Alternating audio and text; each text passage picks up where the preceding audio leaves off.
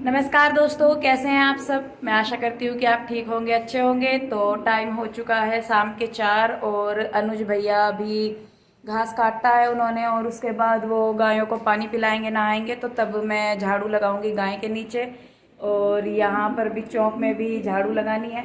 तो जो पीछे है एक मेरी सास है, जो उधर येलो सूट में है, वो मेरी सास है। और ये मेरी बुआ सास है। बुआ जी है ना, बुआ सास ना बुआ जी।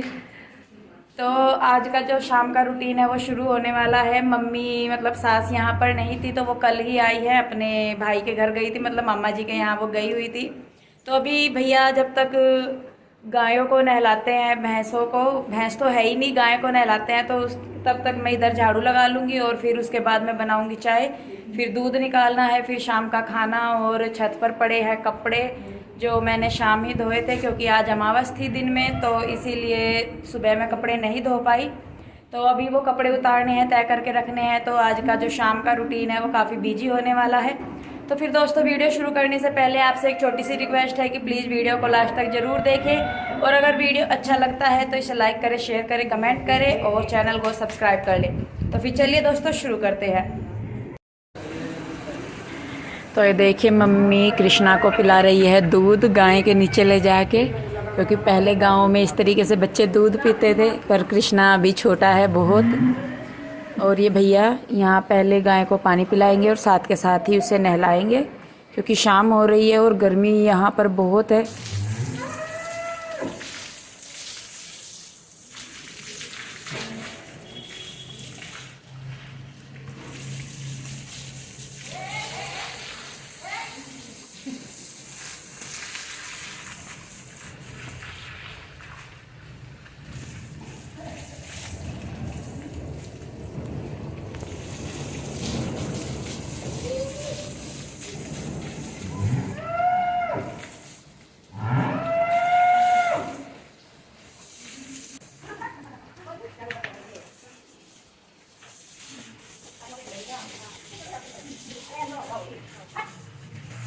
तो जब तक भैया गाय को नहलाएंगे तब तक मैं यहाँ नीचे इनके गाय के नीचे झाड़ू लगा दूँगी, क्योंकि सुबह शाम यहाँ पर साफ़ सफाई होती है गायों के नीचे, क्योंकि गंदा बहुत हो जाता है, गोबर करती हैं, पेशाब करती हैं, तो गंदा हो जाता है इनके नीचे। और जब ये गाय यहाँ से हटती है तो अच्छी तरीके से साफ़ हो जाता है।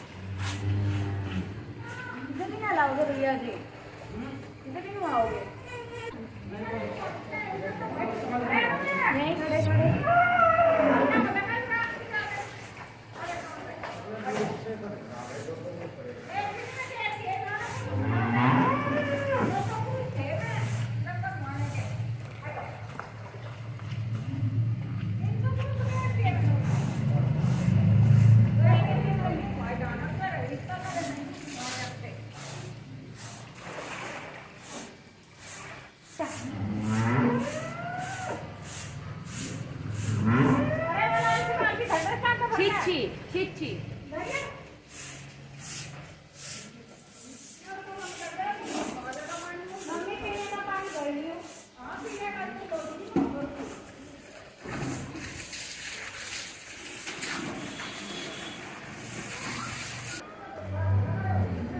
तो मम्मी यहाँ पर पीने के लिए पानी भर रही हैं, एक बाल्टी में ताज़ा पानी भर रही हैं, क्योंकि यहाँ पर आरओ नहीं है, तो इसीलिए मम्मी ताज़ा पानी भरती है पीने के लिए।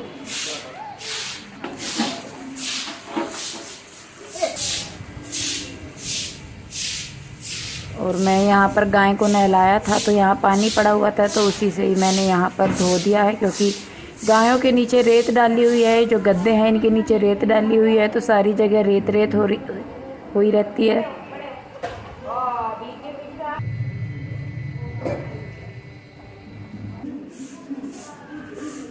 तो गायों के नीचे और बाहर की साइड झाड़ू लगाने के बाद मैं अब अंदर की साइड भी झाड़ू लगा रही हूँ। शाम के टाइम भी एक बार झाड़ू लगाई जाती है सारे में, और साफ़ सुथरा घर किसे अच्छा नहीं लगता।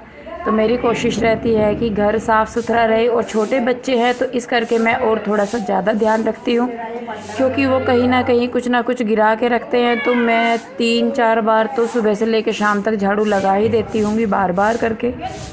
और झाड़ू लगाने के बाद फिर मुझे चाय बनानी थी, पर मम्मी बोलने लगी कि उनके बाल कंघी कर दो, तो फिर मैंने पहले उनके बाल कंघी किए हैं झाड़ू लगाने के बाद।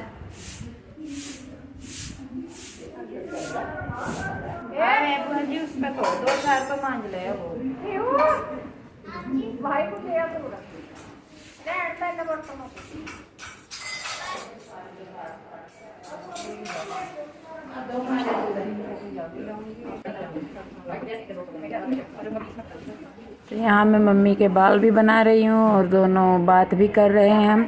तो जो 4 बजे से 6 बजे तक का टाइम होता है वो शाम का बहुत बिजी होता है।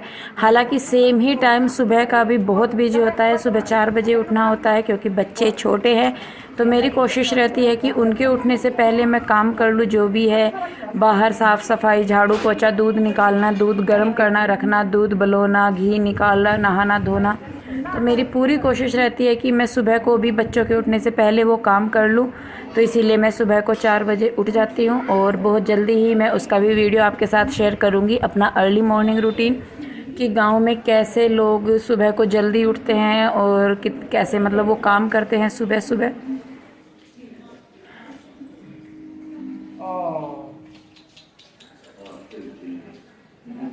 तो बाल मम्मी के मैंने बना दिए हैं और फिर मैंने चाय बनाई है उसके बाद। और यहाँ पर मैं लाई हूँ चाय सबके लिए। अनुज भैया जो है वो कमरे में बैठे हुए थे, टीवी देख रहे थे, तो उनके लिए मैं कमरे में ही चाय लेकर गई हूँ। और उसके बाद हमने भी बाहर चाय पी है क्योंकि शाम का टाइम हो रखा था, तो चाय पीनी ही थी।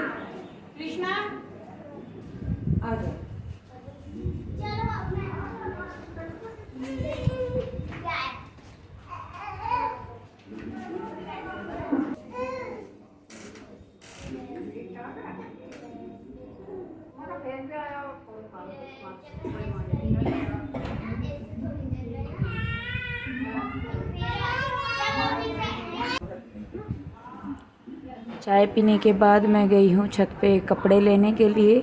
धोए मैंने दोपहर को ही थे कपड़े, क्योंकि सुबह अमावस थी, तो मैंने दोपहर के बाद ही कपड़े धोए हैं, क्योंकि सुबह के टाइम अमावस को कपड़े नहीं धोते।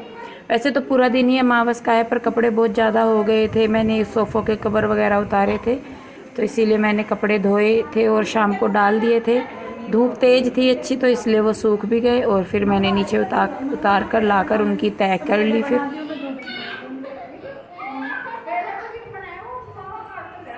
हाँ से निकाल दो, इतना भैया लाएंगे एकदम से, थोड़ा ही भैया भी देगा,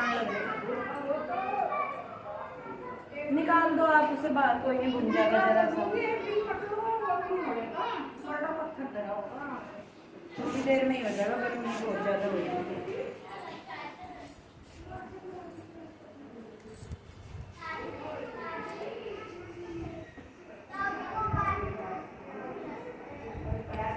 तो मैंने सारे कपड़े तय करके रख दिए हैं। कपड़े मैं साथ के साथ तय करके रख देती हूँ क्योंकि फिर वो फैले रहते हैं, तो जो प्रेस के कपड़े होते हैं फिर उनको मैं बाद में उठा के प्रेस कर देती हूँ।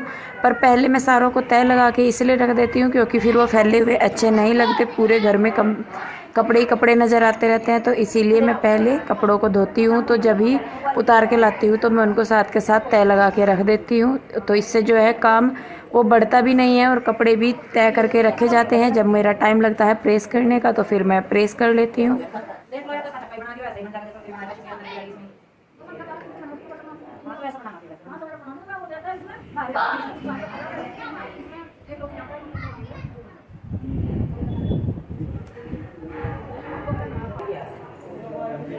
तो कपड़े तय करने के बाद मैं दूध निकालने के लिए जा ही रही थी, तभी गांव में से ये जो हैं ये आ गई थी। ये वैसे तो गांव की ही हैं, यहाँ पर ससुराल में ही मेरे हैं ये, पर ये मम्मी के जो मायका है वहाँ की हैं, तो ये इसीलिए मौसी लगती हैं।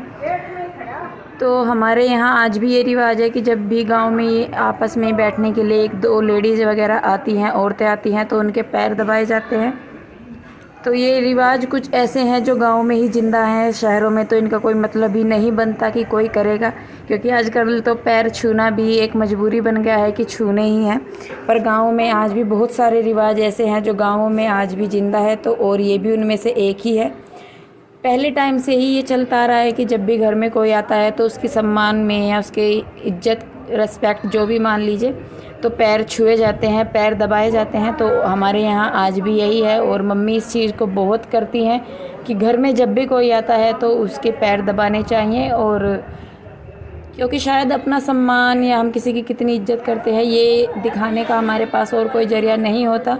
और बस एक ट्रेंड है जो गांव में आज भी चला आ रहा है और हम इसको पूरी तरीके से मानते हैं। हम जितनी भी देवरानी जेठानी हैं, सभी मेरी सास, हम सब इस चीज़ को बहुत मानते हैं।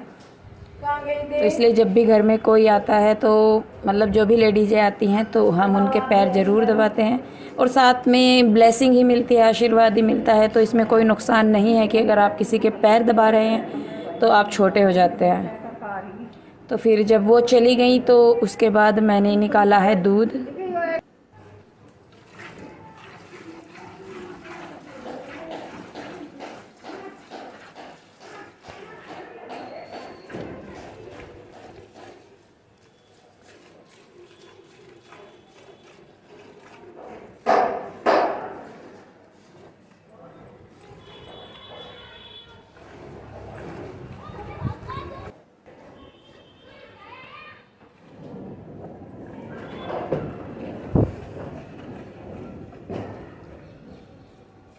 तो शाम हो गई है और दूध निकालने के बाद मुझे खाना बनाना है। खाना आज मैं चूल्हे पे बनाऊंगी क्योंकि शाम को गैस ख़त्म हो गई थी। तो इसलिए इस वीडियो को मैं यहीं पे ही रोकूंगी। आपको आज का वीडियो कैसा लगा प्लीज़ मुझे कमेंट करके ज़रूर बताइए और साथ ही साथ चैनल को सब्सक्राइब कर लें। तो फिर दोस्तों आप अपना ध्यान रखें, खुश रहें, स्वस्थ रहें। मिलते हैं एक और नई वीडियो के साथ, तब तक के लिए नमस्कार।